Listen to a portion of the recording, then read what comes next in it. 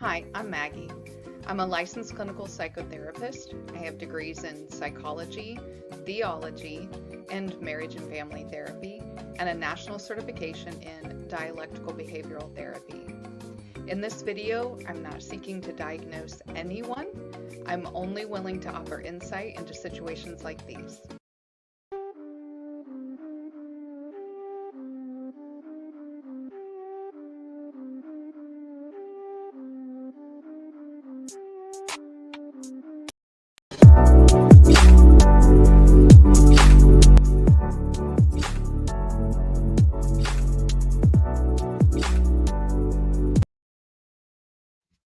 Hello, we are here for our last shadow work, which is either good or bad, or neither.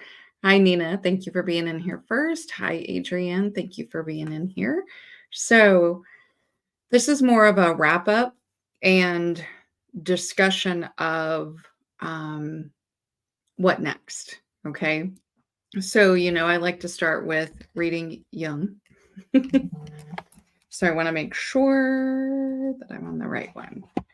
I have so many bookmarks and things in here. It's ridiculous. Okay. Nope, that wasn't the one I wanted. Well, the other one. Okay. So this is Jung. Giving laws, bettering, making things easier has all become wrong and evil. May each one seek out his own way. The way leads to mutual love and community. Men will come to see and feel the similarity and commonality of their ways. Laws and teachings held in common compelled people to solitude so that they may escape the pressure of undesirable contact. But solitude makes people hostile and venomous. Therefore, give people dignity and let each of them stand apart so that each may find his own fellowship and love it. Power stands against power, contempt against contempt, love against love. Give humanity dignity and trust that life will find a better way. Thought that was a good one to end on tonight. So I don't know if people have been doing the journal. Hopefully you have. If you have not yet, if you haven't gotten to it, it's okay. But even if you have, I wanted to put out a little clarity that these exercises are not one and done. And I think I've mentioned it before, you have to circle back, you have to circle back. But even in the individual exercises, the reason why we went through so many journal prompts is because you have to keep doing things. When we talked about looking at yourself in the mirror and having a conversation, doing that often helps you to be able to talk to your shadow side. Having conversations with your inner child, with your inner teenager, all those things help us to understand, to have conversation with that part of our shadow, to really be able to understand who the shadow is, because that's us. It's just our little squishy eye on the inside that's kind of steering things sometimes, especially when we're not really thinking. So it was like Jung said, if you don't make the unconscious conscious, you will go through life doing things and call it fate. So, and I know I didn't quote that exactly right, but that's kind of the point. So I want to encourage people to continue to do the exercises, continue through those, circle back as often as you need to. The other piece of this we had talked about, or I had mentioned, and people seemed vaguely interested in doing like a shadow work level 2. For a shadow work level 2, that's going to just inherently start to feel more metaphysical, because we will do a lot more work on the collective unconscious, which could include dream interpretation, because that tells you about your unconscious and then also what's going on with others unconscious. um, and then the flip side of that is talking more about your ascended self and your archetypes. So really identifying your female side, your masculine side, which Jung called the anima and animus, identifying your Adrian says shadow work 201, and Nina wants to do it. Yes.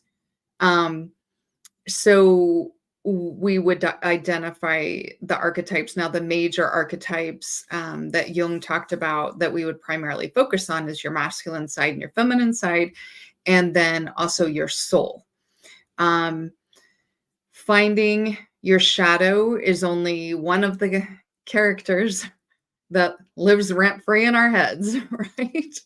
Um, we have several archetypes, and sometimes our shadow embodies some of the archetypes. Like, for instance, if you had issues with your mother, or what we would call a mother wound, or mommy issues, or whatever you want to call them, it doesn't matter. If you had issues with your mother during formative periods in your development, then there's going to be parts of your shadow that's going to embody that. Just like sometimes our ascended self, which we have not talked about at all in here. So that's why it would be part of 201. So there are times that our ascended self, as part of our conscience, will embody other archetypes, female, our fathers, mothers, grandmothers, and that becomes part of our inner dialogue as well. So sounds like, there's some interest. There was some interest last time when I brought it up, but I think it helps to balance it out, because doing the initial shadow work can be heavy, and you are reprocessing things, and you're bringing up memories that aren't so comfortable, and so moving into interpreting the things that are coming up, which we would do through dream interpretation, and looking at our ascended self and our archetypes as we go, would help balance it out. So that's probably what I'll do for next Wednesday, is to be able to start working on some process for that. Now, for this one, we used that workbook that I got off Amazon, and it was pretty base level, right? Like, that is pretty basic, understanding shadow work and who your shadow is. For this one, I will need to make some curriculum, and those shows may be a little bit longer. So as far as wrapping up, I want to encourage people to continue to do the exercises that we talked about. If you have not meditated, that's one of those words that can have a negative connotation, but meditation can be being lost in thought, listening to music. It's sort of like getting out of your own head and relaxing into being outside of your head. It doesn't have to be anything super particular. You can sit still or you can move, doesn't matter. I'm always going to promote not being picky when you do these things. There doesn't have to be a one right way to do anything. So do the exercises, meditate, those kind of things. Starting next week, we'll move into Shadow Work 201. This was just going to be a brief check-in and talk about what we were going to do next. I appreciate the support. I'm going to be excited to do 201 because we're going to be bringing some different concepts that I don't think people are super aware of, and what it means from a scientific perspective, and then also on a psychological perspective, because people learn things different ways. So we want to talk about it from an analytical perspective, and then from a more esoteric perspective, I should say. I hope you all have a good Wednesday. Again, see, I said it was going to be short. I hope you have a good Wednesday, and I will see you guys next week. If you've been watching what's going on, there's probably going to be more to come. All right. Bye, guys.